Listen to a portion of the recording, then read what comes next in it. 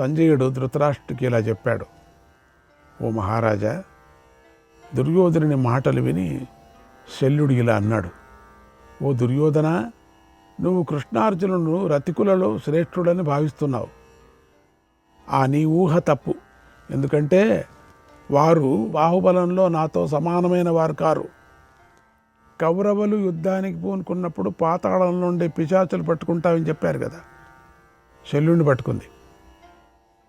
యుద్ధంలో దేవ రాక్షస మనుష్యులతో కూడినటువంటి ఈ భూమండలం అంతా నాతో ఒకేసారి యుద్ధానికి వచ్చినా పర్వాలేదు, నేను వారితో సులభంగా యుద్ధం చేస్తాను. ఇక నాకు ఈ పాండవులు ఎంతటి వారు, అదే దెయ్యం పట్టుకుంది నిజంగా కూడా. సొంత మేనల్లుళ్ళు వాళ్ళు. వీడు కొంచెం దాయాదితో మేనల్లుడు దుర్యోధనుడు, అండ్ డైరెక్ట్ మేనల్లుళ్ళు ఎవరు, పాండవులు. ఏం చేసేది, మేనమామ బయలుదేరాడు. అంటే ఎవరు కౌరవులతో ఉంటారో వాళ్లకు ఈ పిశాచులు ఆహ్వానిస్తాయి కదా, ఆవాహన చేసుకుంటాయి. నేను యుద్ధంలో పాండవులను ఎదిరించే సోముఖులను జయిస్తాను. నేను నీకు సేనాధిపతిని అవుతాను. సేనాపతిగా నేను చేయవలసిన పనిని నీకు తప్పకుండా చేసి పెడతాను. ఇందులో సందేహం లేదు. శత్రువులు దాటలేని వ్యూహాన్ని పన్నుతాను. ఇక సందేహించకు, కంగారు పడకు. నీ సేనను నాకు అప్పగించావు కదా, ఇక నేనే చూసుకుంటాను. నువ్వు నిశ్చింతంగా ఉండన్నాడు. ఆ మాటలు వినగానే కష్టాల్లో కూరుకుపోయినటువంటి దుర్యోధనుడు తేరుకున్నాడు. ఇక ఆలస్యం చేయకుండా యథావిధిగా శల్యుణ్ణి సేనాధిపతిని చేసేశాడు. ఓ మహారాజా, శల్యుణ్ణి సేనాపతిని చేయగానే నీ సైన్యం పెద్దగా సింహనాదం చేసింది. మంగళవాద్యాలు మ్రోగాయి. మద్రదేశ యోధులు మహారథులు ఎంతో ఆనందిస్తూ ఇలా శల్యుణ్ణి మెచ్చుకున్నారు. ఓ శల్య, చిరంజీవిక, యుద్ధంలో నీకు ఎదురైన శత్రువులను జయించు.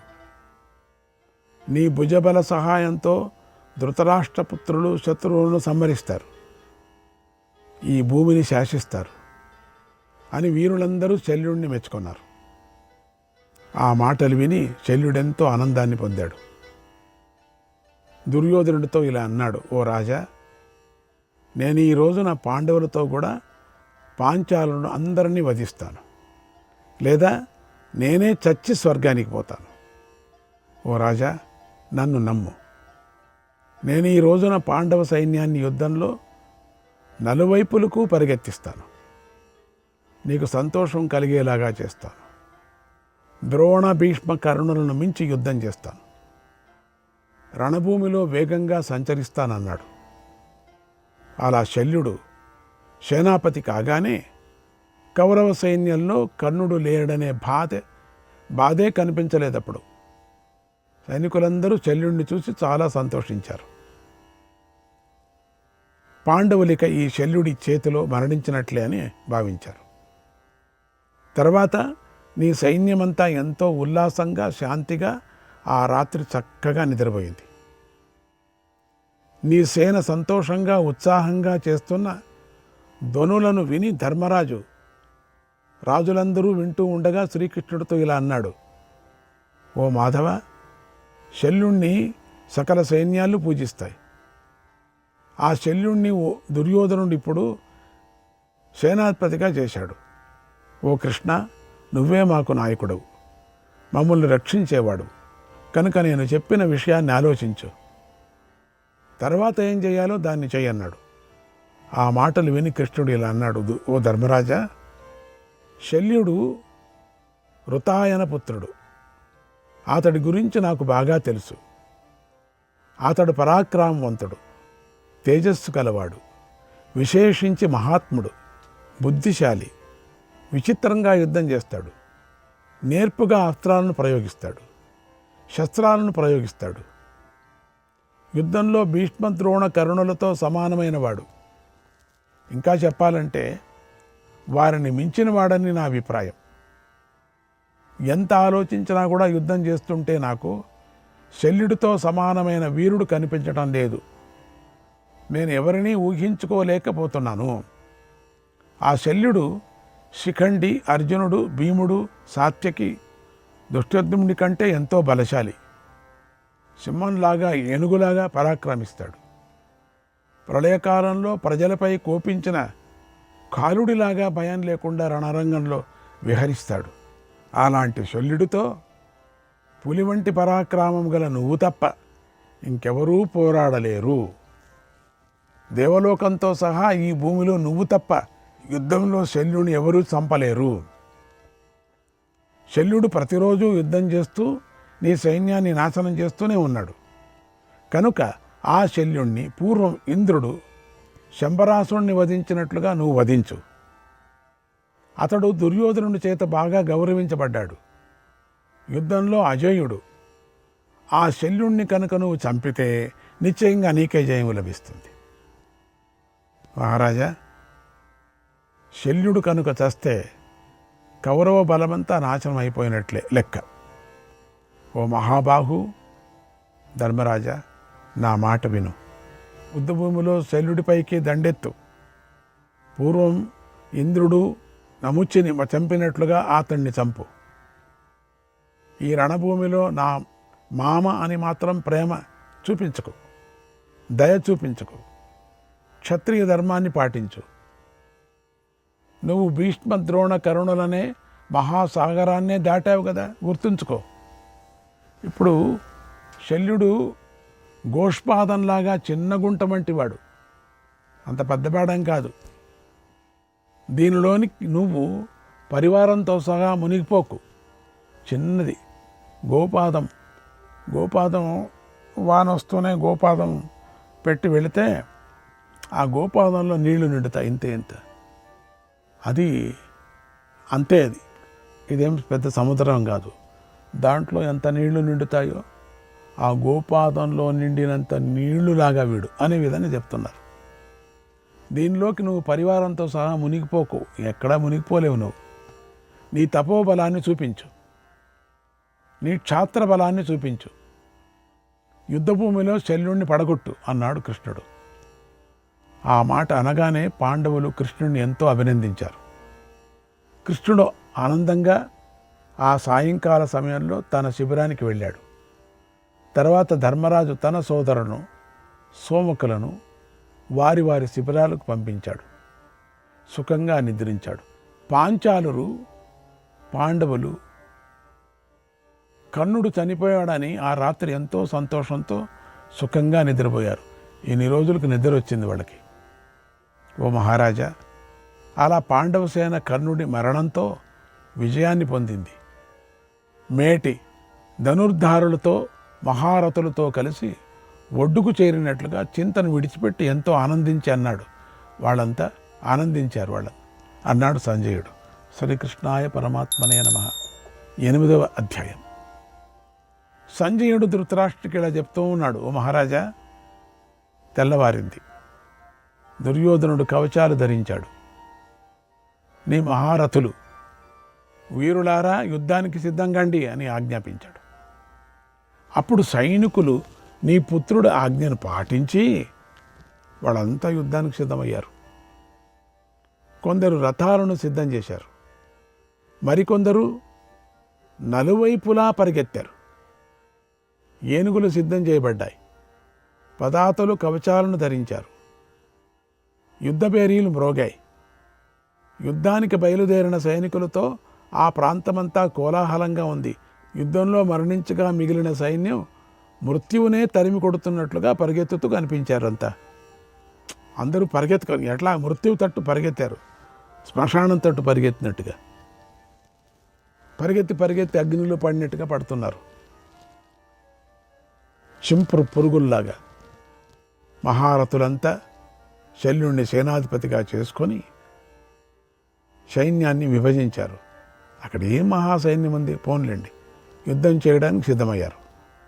నీ సైనికులు కృపాచార్యుడు, కృతవర్మ వాళ్ళే ఉన్నారు కదా. అశ్వత్థామ, శల్యుడు, శకుని, మిగిలిన రాజులంతా దుర్యోధనుడిని కలిసి ఇలా ఒక నియమం ఏర్పాటు చేసుకున్నారు. మనలో ఏ ఒక్కడైనా సరే, ఏ విధంగానైనా సరే ఒంటరిగా మాత్రం పాండవులతో యుద్ధం చేయకూడదు. అంత ఉండేదే అంత అక్కడ. ఒంటరిగా చేయకూడదు, కలిసి చేసుకుందాం. అలాగా యుద్ధం చేస్తున్న ఒక్కడిని ఎవరూ విడిచిపోకూడదు. ఒకవేళ ఈ నియమాన్ని తప్పిన వాడికి పంచమహాపాతకాలు ఉపపాతకాలు చుట్టుకుంటాయి. ఈ రోజున ఎలాంటి పరిస్థితుల్లోనూ అశ్వత్థామ ఒంటరిగా శత్రువులతో యుద్ధం చేయకూడదు. మనం ఒకరినొకరు రక్షించుకుంటూ శత్రువులతో యుద్ధం చేద్దాం అని నియమం పెట్టుకున్నారు. సముద్రంలో వెళ్ళేటప్పుడు, పడవలో అటు ఇటు ఆడేటప్పుడు అందరూ చేయబట్టుకోండి, విడిపోకూడదు, జాగ్రత్త అని.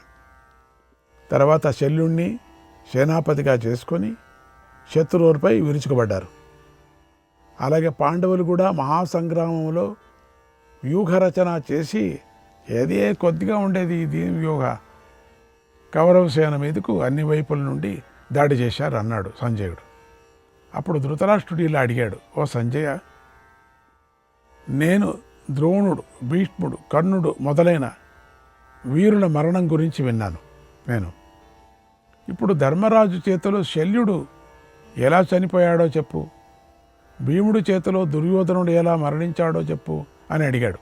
అప్పుడు సంజయుడు ఇలా చెప్పాడు, ఓ మహారాజా, యుద్ధంలో సైనికులు, ఏనుగులు, గుర్రాలు కూడా ఎలా వధించబడ్డాయో చెబుతున్నాను విను. యుద్ధంలో భీష్మ, ద్రోణ, కర్ణులు మరణించాక శల్యుడు పాండవులందరినీ వధిస్తాను అని నీ పుత్రులకు అందరికీ ఆశ పుట్టించాడు. ఆ బలమైన ఆశను పెట్టుకొని నీ పుత్రులు శాంతి పొందారు. శల్యుణ్ణి ఆశ్రయించి తమకు రక్షకుడు ఉన్నాడని భావించారు. శల్యుడు వెంటనే సర్వతోభద్రం అనేటువంటి వ్యూహాన్ని రచించాడు. తన గొప్ప రథాన్ని ఎక్కాడు. విచిత్రమైన ధనుస్సును మ్రోగిస్తూ పాండవుల మీదకి వచ్చాడు.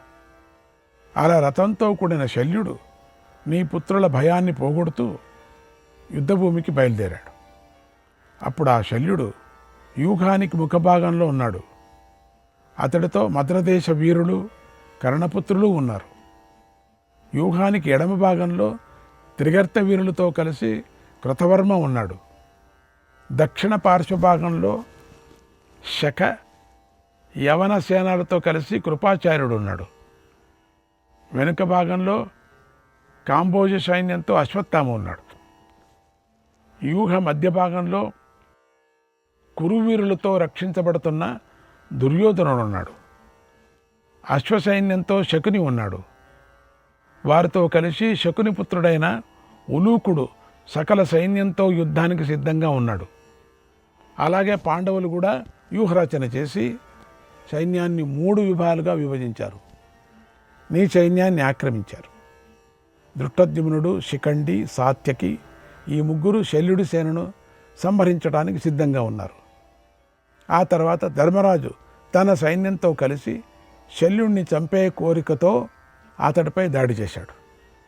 మరోవైపున అర్జునుడు, కృతవర్మ, సంసప్తక గణం వాళ్ళ మీద వేగంగా దాడి చేశాడు. భీముడు, సోమకులు శత్రు సంహారాన్ని పూర్తి చేయాలని కృపాచార్యుని ఎదిరించాడు. నకుల సహదేవులు సేనలతో కలిసి శకుని, ఉలూకుణ్ణి, వారి సేనలను ఎదిరించారు. ఇలా రణభూమిలో నీ 10,000 మంది సైన్యం వివిధ ఆయుధాలను ధరించి కోపించి ఉన్నారు. వారు పాండవులను ఎదిరించారు. 10,000 మంది అంతే. ఓ 25 పోయింది. ఓ మహారాజా, మన శత్రువులు యుద్ధానికి సిద్ధమైనప్పుడు ఎంత సైన్యం మిగిలిందో చెబుతాను వినండి. ఇప్పుడు నీ పక్షంలో 11,000 రథాలు, 10,700 ఏనుగులు, 2 లక్షల గుర్రాలు, అంటే 3 కోట్ల పదాతి సేన మాత్రమే మిగిలిన్నాయి. అన్నీ వేసుకొని వచ్చారు. అటు ఇటు కుంటుకొని ఉండేది కూడా వేసుకొని వచ్చారు. అప్పుడే గాయాలన్నీ బాగా అయింది కూడా వేసుకొచ్చారు. కొంచెం తెగిందంతా వేసుకొచ్చారు. అది చేరి ఎంత చెప్తున్నారు. అది కుంటుకొనే యుద్ధం చేస్తుంది. కొన్ని పాండవుల వద్ద 6,000 రథాలు, ఇప్పుడు తగ్గిపోయాయి. ఇక్కడ 6,000 ఏనుగులు, 10,000 గుర్రాలు, 2 కోట్ల పదాతి సేన మాత్రమే మిగిలిన్నాయి. ఓ రాజా, వీరే మళ్ళీ యుద్ధానికి సిద్ధమయ్యారు. ఇరుపక్షాల వారు ఇలా సేన విభాగం చేసుకున్నారు. తర్వాత సైనికులకు శల్యుడి సారథ్యంలో పాండవులపైకి దండెత్తారు. అలాగే పాండవులు పాంచాల వీరులు వేగంగా యుద్ధానికి దిగారు. ఈ వీరులందరూ కూడా పరస్పరం చంపాలనే కోరికతో ఉన్నారు. తమ తమ సేనలతో కలిసి ప్రాతకాల సమయంలో యుద్ధభూమికి చేరుకున్నారు. తర్వాత నీ వారికి శత్రువులకు మధ్య ఒకరినొకరు చంపుకునే ఘోరమైన యుద్ధం ప్రారంభమైంది. అది అతి భయంకరంగా ఉంది, దారుణంగా ఉంది అన్నాడు సంజయుడు. శ్రీకృష్ణాయ పరమాత్మనే నమః. 9, 10 అధ్యాయం. సంజయుడు ధృతరాష్ట్రుడికి ఇలా చెప్పాడు. ఓ మహారాజా, కౌరవులకు సంజయులతో జరిగిన యుద్ధం ఎంత ఘోరంగా ఉంది. అదెంతో కౌరవులకు భయాన్ని కలిగించింది. వారి మధ్య గల పోరు దేవాసుర సంగ్రామంలాగా జరిగింది. నీ సేనంతా చల్లాచెదరైంది. ఓ మహారాజా, నకులుడు కర్ణపుత్రుడైన చిత్రసేనుడిపై దండెత్తాడు. వారిద్దరూ విచిత్ర ధనుర్ధారులు. వారి యుద్ధం ఘోరంగా సాగింది. తర్వాత నకులుడు సమస్త సైన్యం చూస్తూ ఉండగానే అమిత వేగంగా కదిలి చిత్రసేనుడి తలను నరికేశాడు. ఆ చిత్రసేనుడు సూర్యుడితో సమానమైన కాంతి గలవాడు. అతడి తల ఎంతో అందంగా ఉంది. అలాంటి తలను నకులుడు వేగంగా అతడి దేహం నుండి చేరు చేశాడు. చిత్రసేనుడు రథం వెనుక పడిపోయాడు. అది చూసి పాండవులు నకులుడిని మెచ్చుకున్నారు. పెద్దగా సింహనాదం చేశారు. అప్పుడు కర్ణపుత్రులైన సుషేణ, సత్యసేనులు తమ సోదరుడు మరణించినందుకు తీవ్రంగా కోపించారు. బాణవర్షాన్ని కురిపిస్తూ నకులుడిపై దండెత్తారు. నకులుడు చిరునవ్వు నవ్వి వేగంగా 4 పదునైన బాణాలను ప్రయోగించి సత్యసేనుడి గుర్రాలను చంపేశాడు. నకులుడు ఒక విశేష బాణాన్ని సత్యసేనుడిపై ప్రయోగించాడు. అది వేగంగా దూసుకొని వచ్చి సత్యసేనుడి వక్షస్థలాన్ని చీల్చేసింది. దాంతో అతడు శక్తిహీనుడై కొన ఊపిరితో కొట్టుకుంటూ రథం మీద నుండి కింద పడ్డాడు. అలా సోదరుడు కంటి ముందరే మరణించటాన్ని చూసి సుషేనుడు కోపించాడు. నేల మీద ఉన్న నకులుడిపైకి బాణవర్షాన్ని కురిపించాడు. నకులుడు కోపించి బాణవర్షాన్ని కురిపిస్తూ సుషేనుడిపైకి 4 వైపుల నుంచి దాడి చేశాడు. తర్వాత ఒక పదునైన అత్యంత వేగం గలది, తీక్ష్ణమైన అగ్రం గలది అయినటువంటి ఒక అర్ధచంద్రాకార బాణాన్ని కర్ణపుత్రుడిపైకి ప్రయోగించాడు. సైన్యమంతా చూస్తూ ఉండగానే ఆ బాణం సుషేనుడు శిరస్సును ఎగరగొట్టింది. ఇప్పటికీ ఆ సుషేనుడు కథ ఇప్పటికైందబ్బా. అప్పుడు నకులుడి చేతుల్లో సుషేనుడు నదీ వేగానికి విరిగి నేల మీద పడ్డ మహావృక్షంలాగా మరణించి నేలగూలాడు. కర్ణపుత్రులు మరణించటాన్ని చూసి, నకులుడి పరాక్రమాన్ని చూసి నీ సేన భయంతో పారిపోయింది. అప్పుడు నీ సేనాపతి అయినటువంటి శల్యుడు నీ సేనను రక్షించాడు. ఇరుపక్షాల మధ్య యుద్ధం ప్రారంభమైంది. ఓ మహారాజా, ఆ మహాయుద్ధ సమయంలో నీ వారిని, పాండవులను కూడా గొప్ప భయం ఆవరించింది అన్నాడు సంజయుడు. శ్రీకృష్ణాయ పరమాత్మనే నమః. 11, 12, 13, 14, 15, 16 అధ్యాయాలు. సంజయుడు ధృతరాష్ట్రుడికి ఇలా చెప్పాడు. ఓ మహారాజా, యుద్ధభూమిలో ఘోర సంగ్రామం జరుగుతోంది. ఇరుపక్షాల సేనలు ఒకరినొకరు చంపుకుంటున్నాయి. శ్రీకృష్ణాయ పరమాత్మనే నమః.